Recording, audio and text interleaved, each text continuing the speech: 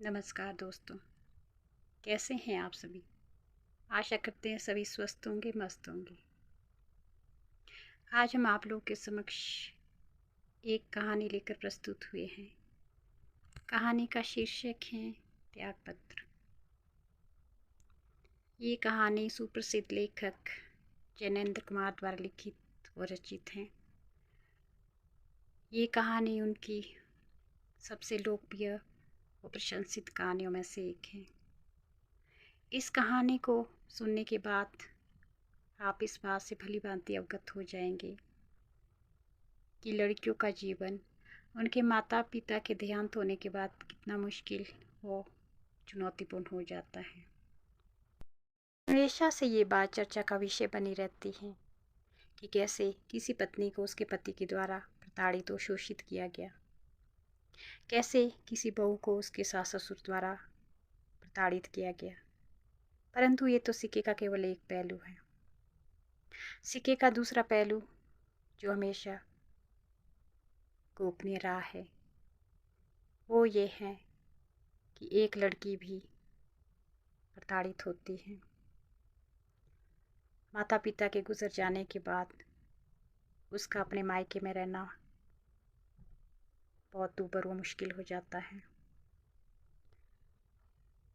अगर ऐसा नहीं होता तो जब कोई लड़की शादी के योग्य हो जाती है, क्यों हर कोई ये बात कहता है कि शादी कर लो, अपने मायके में नहीं रह जाता।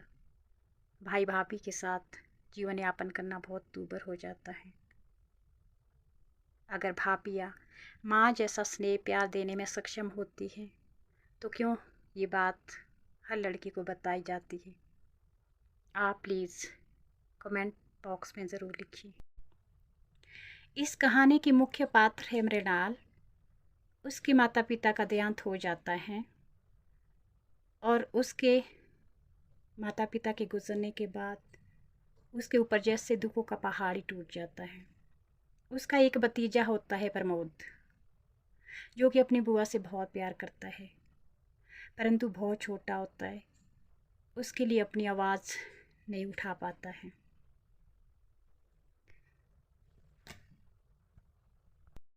इस कहानी का आरंभ होता है मृणाल के स्कूल के दिनों से, जब मृणाल बेहद चंचल व चुलबुली होती है। उसकी एक दोस्त होती है शीला, जिससे वो बेहद प्यार करती है। शीला भी बहुत नटखट होती है। एक दिन शीला गणित के अध्यापक की कुर्सी पर कुछ कीले ढाल देती है। जब इस बात का पता अध्यापक को लगता है तो वो गुस्से में लाल हुए सबसे पूछती है कि ये कार्य किसने किया, परंतु सब चुप्पी साधे रहते हैं, कोई जवाब नहीं देता। अंततः अध्यापक ये निर्णय लेते हैं कि पूरी कक्षा के बच्चों को दंडित किया जाएगा। तब मृणाल सबके सामने इस बात को स्वीकार करती हैं कि वो कार्य उसने किया, हालांकि वो ये बात जानती थी कि ये कार्य शीला ने किया है।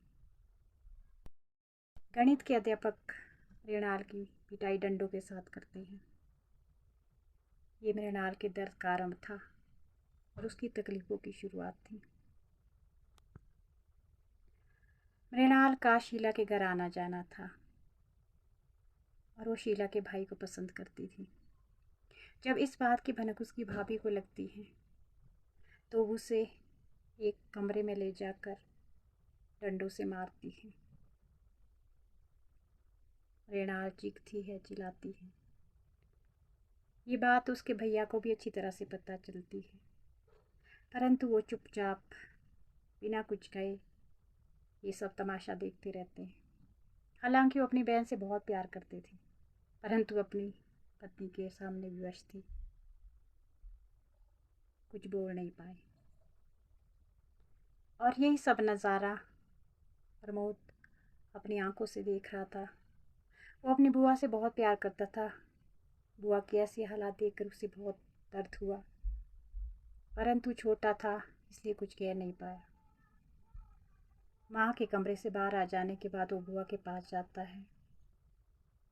बुआ सुध पड़ी कमरे में रो रही होती है और अपने दुर्भाग्य को कोस रही होती है। अब मृणाल की भाभी को उसकी शादी की जल्दी होती है और जल्दी जल्दी में उसका रिश्ता एक अधेड़ उम्र के व्यक्ति के साथ कर लिया जाता है जो पहले से ही शादीशुदा होता है।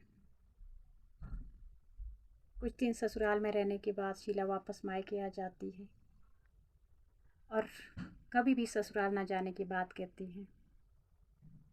जब उससे पूछा जाता है कि वो ससुराल क्यों नहीं जाना चाहती तो वो कहती है कि उसके पति उसे बहुत मारते हैं।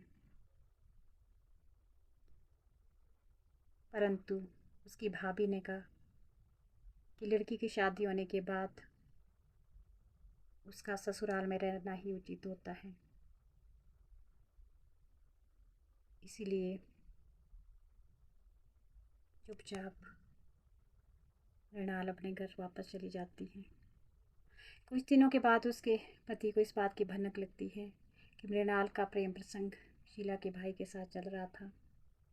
वो फिर से मार पिटाई शुरू कर देता है और उसे घर से बाहर निकाल देता है।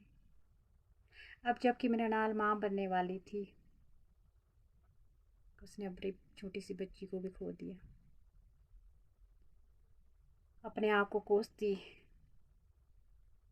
मृणाल इधर उधर भटकती है और अंत में एक कोयले की खान में मजदूरी करने वाले मजदूर के वहाँ आश्रय लेती है।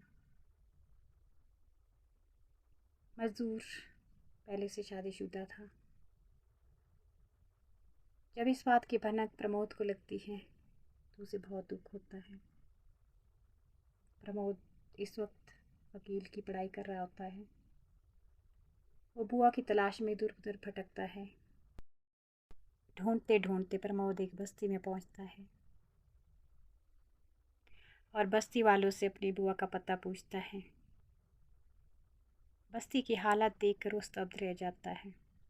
इधर उधर कूड़े के ढेर, तंगहाली और गरीबी में रहते लोग।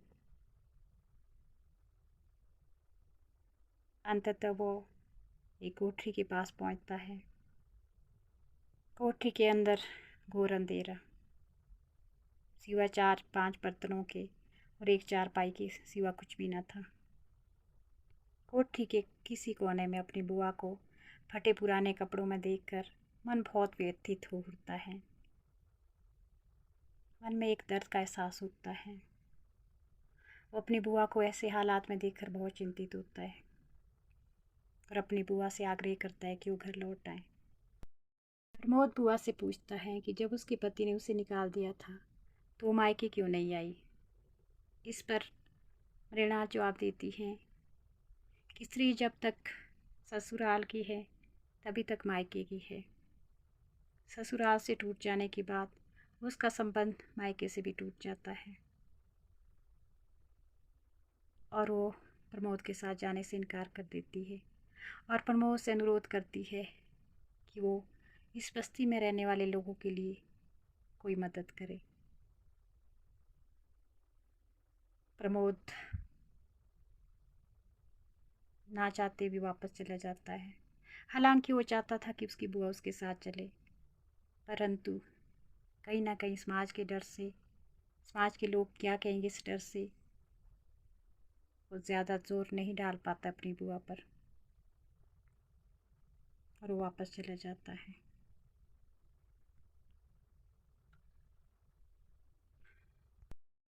उधर प्रमोद का रिश्ता हो जाता है और उधर मृणाल दर्द में, तकलीफ़ों में अपना जीवन बसर कर रही होती है।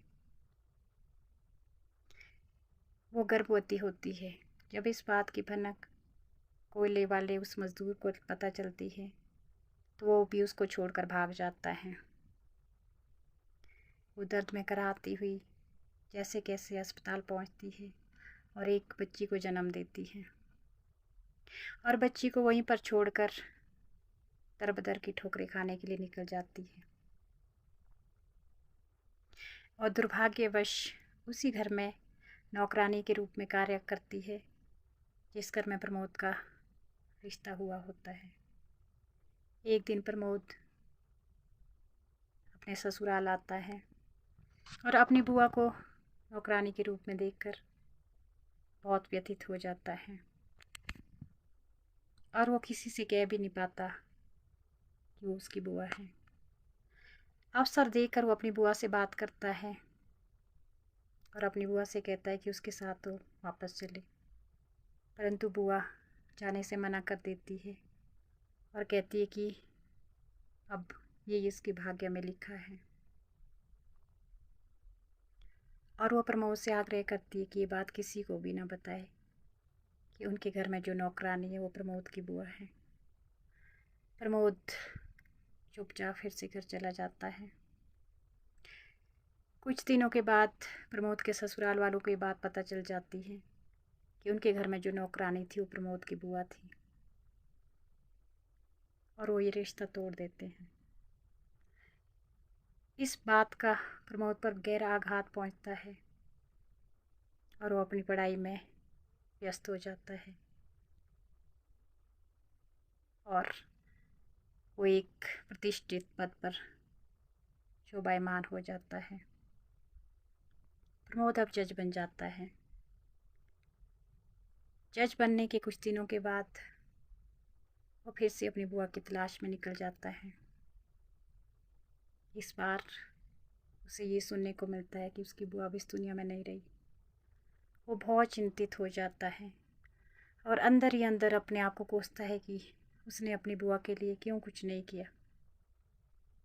वो आत्मग्लानि से भर जाता है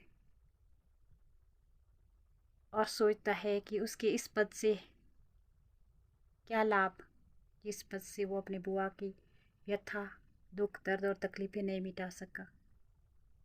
वो आत्मग्लानि से इस तरह भर जाता है कि अंततः अपने जज के पद से त्याग पत्र दे देता है। इस कहानी को सुनने के बाद आप समझ गए होंगे कि एक लड़की का जीवन कितना संघर्षमय व दर्दमय होता है जब उसके माता पिता गुजर जाते हैं। इस कहानी को सुनाने के पीछे हमारा मकसद किसी को भी ठेस पहुंचाना कदापि नहीं है। हम तो केवल उस तथ्य को, उस पहलू को समाज के सामने उजागर करना चाह रहे हैं, जिस तथ्य को, जिस पहलू को इस कहानी के लेखक समाज के सामने लाना चाहते थे। हम ये नहीं कहते कि समाज में हर लड़की मृणाल की तरह प्रताड़ित होती है। बहुत सारी लड़कियां ऐसी होंगी जिन्हें अपने माता पिता के देहांत के बाद पलकों पर बिठा कर रखा जाता होगा। उनको वो स्नेह, वो प्यार मिलता होगा जिसकी वो हकदार होती होगी, परंतु फिर भी कुछ लड़कियां ऐसी होंगी जो मृणाल जैसा जीवन जीने को मजबूर होती होगी और तिल तिल मरने को मजबूर। हमारे समाज में, हमारे देश में ना जाने कितनी मृणालें होगी जो अपने माता पिता के जाने के बाद अपने भाई भाभी के द्वारा प्रताड़ित होती होगी और तिल तिल मरने को मजबूर होती होगी। दोस्तों, कैसी लगी हमारी कहानी? अगर आप लोगों को हमारी ये कहानी पसंद आई है तो प्लीज़ हमसे जुड़े रहने के लिए हमारे इस चैनल को लाइक और सब्सक्राइब ज़रूर करें और कमेंट बॉक्स में ज़रूर लिखिए कि आपको ये हमारी कहानी कैसी लगी। धन्यवाद।